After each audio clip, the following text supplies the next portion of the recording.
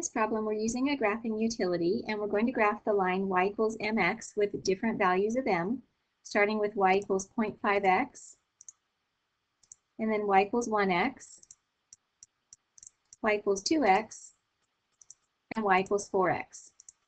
And we're going to be able to see these in different colors and compare them. I'm going to go ahead and go to Zoom Square for a square viewing window, meaning that, oh, let's try that again.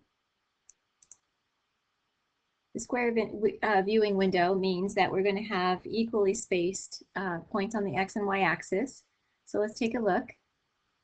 So here's y equals 0.5x, y equals 1x, y equals 2x is coming,